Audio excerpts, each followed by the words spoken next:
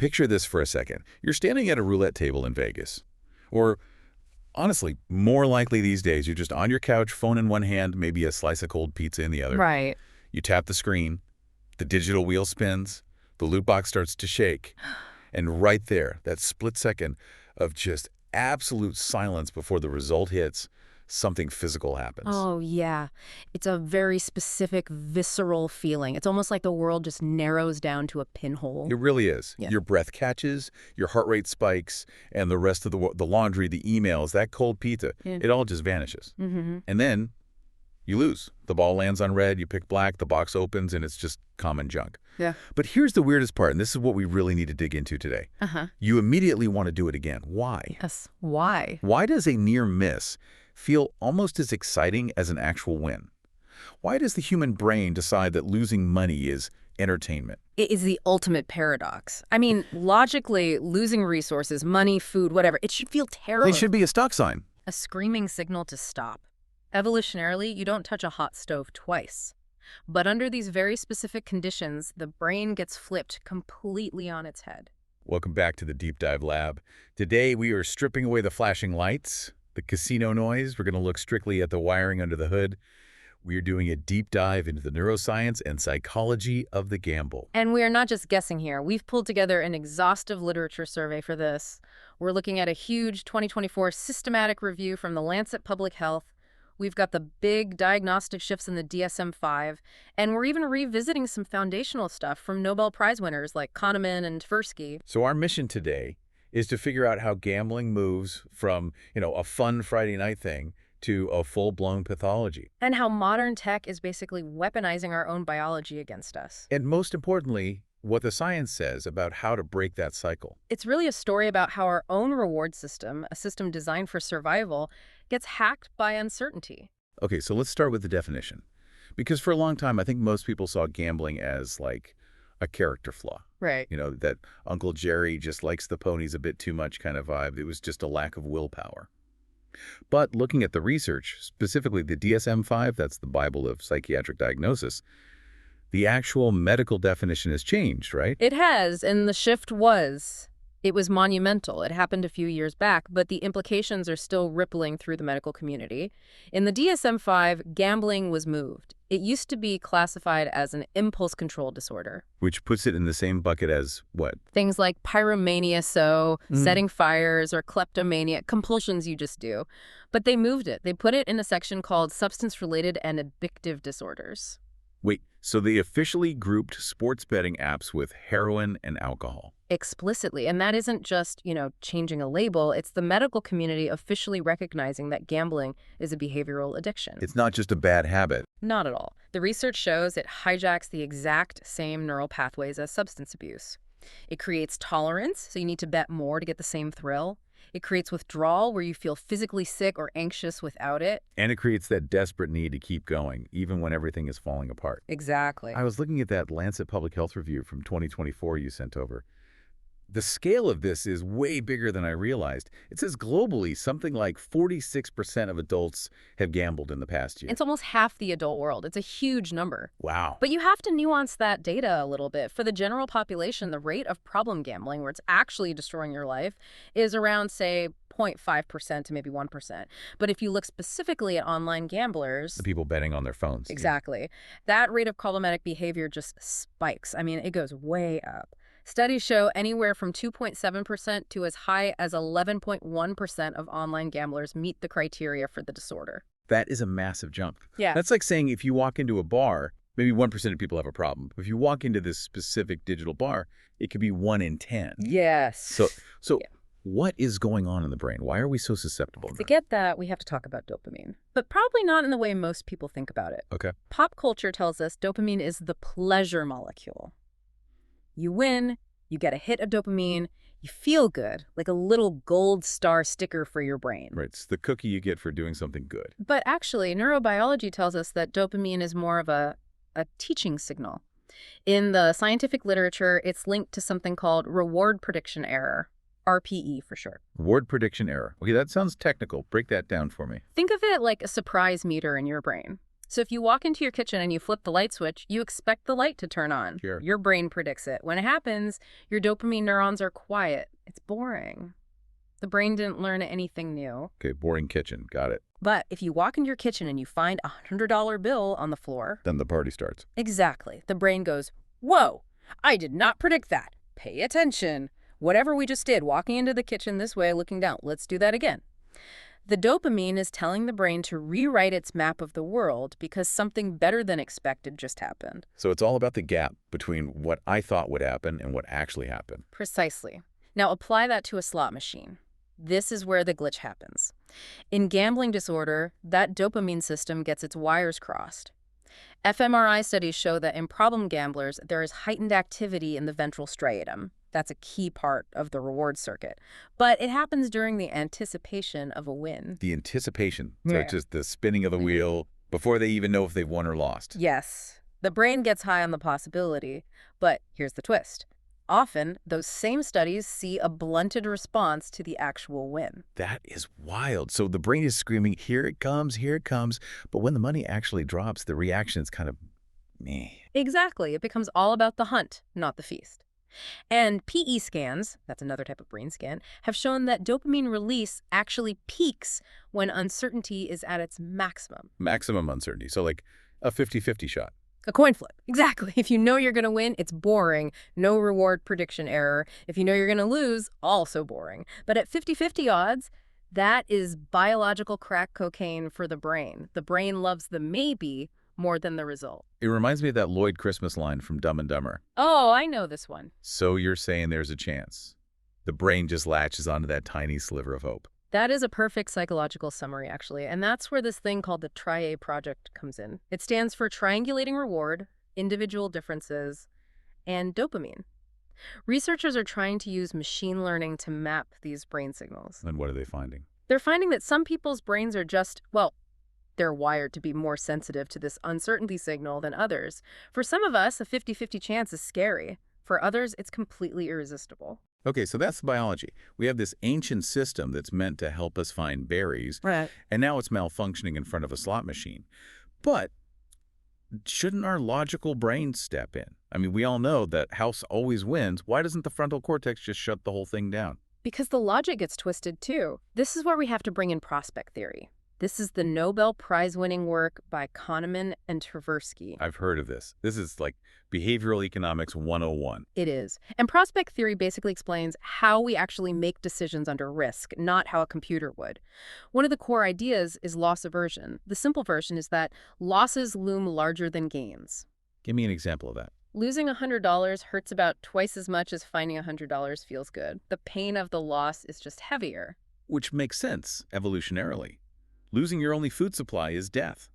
Finding some extra food is just a nice bonus. But wait, if we hate losing so much, why gamble? The odds are literally designed to make us lose. That is the paradox. Yeah. And the answer is in another part of the theory called probability weighting. Okay. Our brains are just terrible at intuitive math. We tend to overweight small probabilities. So if there's a 0.0001% chance of winning the lottery, my brain doesn't see all those zeros. It just rounds that up to, hey, it could happen. Exactly. We treat impossible and unlikely as very different things, but we treat unlikely and possible as almost the same. And at the same time, we underweight moderate to high probabilities. We just kind of ignore the 99% chance we're going to lose. We focus on the prize and just blur out the path to get there. And it gets worse. There's recent work, I think it was in Science Advances, on something called dynamic prospect theory. Dynamic. So it changes while we're playing. Yes. Your risk preferences aren't static. They change as you experience wins and losses. After a few bad spins, your risk tolerance actually shifts.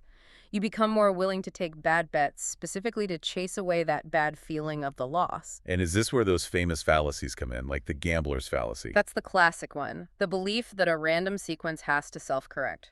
Red has come up 5 times in a row, so black is due. I have definitely felt that. You feel like the universe owes you one, like there's a cosmic balance sheet that needs to settle up. But the roulette wheel has no memory. It's just a wheel.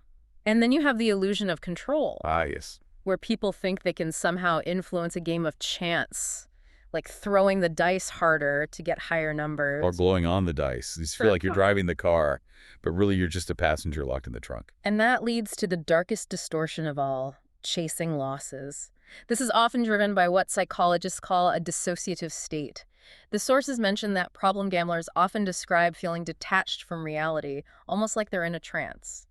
That's scary. It is. They're not even trying to win anymore. They are desperately trying to break even to make the pain of the loss go away. It stops being fun and becomes about fixing a mistake. And speaking of the environment, it's not just Caesar's Palace anymore, is it? It's in our pockets. Yeah. We have to talk about the shift to online. The shift online has removed all the natural friction. In the old days, if you lost your money, you had to physically walk to an ATM or drive home. That gave you a cooling off period, a moment for the logical brain to wake up and say, hey, maybe stop. Exactly. Now, you have credit-based wagering, apps where you can deposit more money in seconds with FaceID. The friction is gone, and the speed of play is blindingly fast, especially with in-play sports betting. Explain that for someone who doesn't do sports betting. Okay, so traditionally, you bet on who wins the game. That takes 3 hours to resolve. That's a slow dopamine loop. In-play betting lets you bet on the next play. Will this free kick be a goal? Will the next pitch be a strike? Oh, wow.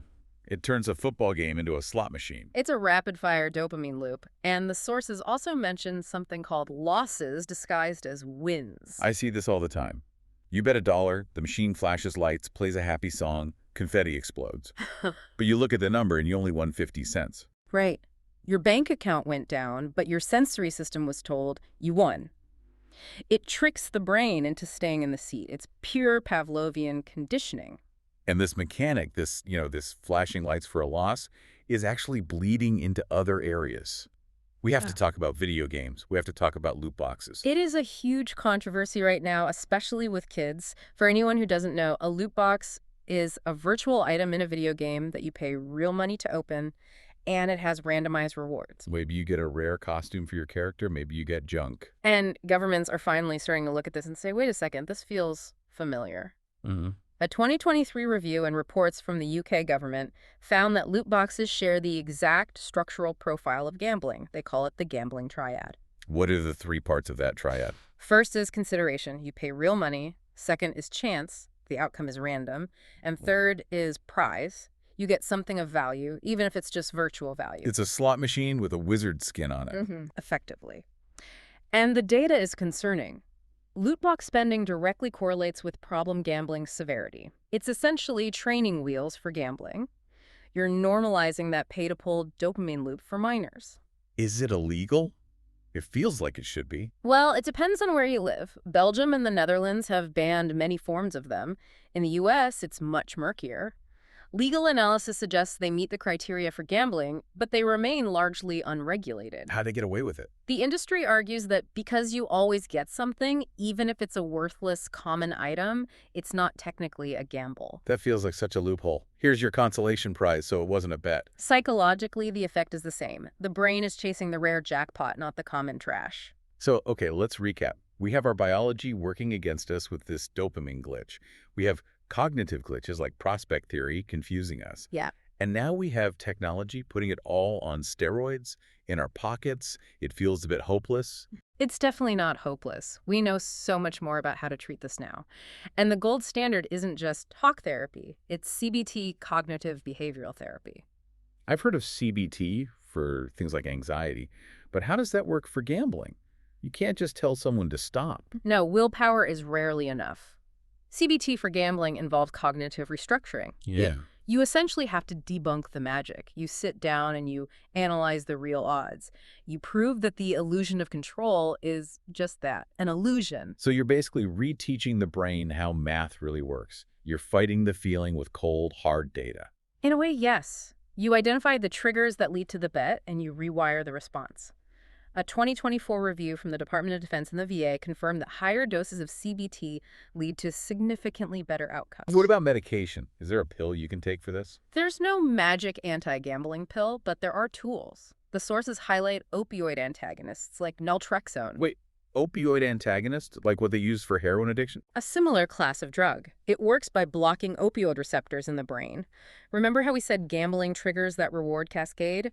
Naltrexone basically dampens the whole party. So if you gamble while you're on it, what happens? Yeah, just don't get the rush. The wheel spins, the card turns, and your brain just goes, okay. It unlinks the behavior from the reward. It just turns the volume down on the excitement. Exactly. And finally, there's the policy angle. The research is shifting toward a public health approach, like how we treat tobacco. It's not just about treating the individual, it's about regulating the environment. So things like limiting the nonstop advertising during sports games. Yes, limiting exposure, but also things like mandatory cooling off periods. If you lose a certain amount, the app locks you out for 24 hours, or even just slowing down the speed of play. Forcing a 5-second delay between spins. Right. The same technology that causes the problem can be part of the solution. It's a classic arms race. The tech gets better at hooking us, so the safety nets have to get smarter at catching us. And that's the hope. That we can eventually predict who is vulnerable before they ever place that first catastrophic bet. That would be a game changer. Okay, we have covered a ton of ground. From the DSM-5 to dopamine to loot boxes, let's bring it all home. What are the key takeaways from this deep dive? I'd say there are three. First, it is biology, not weakness. Gambling disorder hacks the same neural pathways as drug addiction. It specifically hijacks the anticipation circuits in your brain. Your brain gets high on the possibility of the win, not the win itself. Exactly, which is why that near miss is so powerful. Right. What's number two? Second, the brain is bad at math. We are hardwired to misunderstand probability. Prospect theory shows us we overweight the tiny chance of a huge win, and the industry designs games to exploit that specific blind spot. We think we're special, but to the math, we're just another data point. And the third? The digital danger. The whole frontier has moved. It's not just Vegas. Loot boxes and sports betting apps have put a conditioning chamber, a Skinner box, into all of our pockets, 200/7. The friction that used to protect us is basically gone. It really puts it all in perspective. When you understand how the house wins, and how your own brain is basically an accomplice in the whole thing, it kind of breaks the spell. It turns luck back into just math. And that is the first step. Critical thinking is the antidote to the dopamine loop. I love that. Well, that's it for this deep dive into the science of the gamble. A huge thank you to everyone listening. If you enjoyed this look under the hood of your own psychology, please make sure to follow or subscribe. It really helps us keep the lights on here in the lab. And before you go, here's something to chew on. We talked about how the brain loves the maybe more than the result.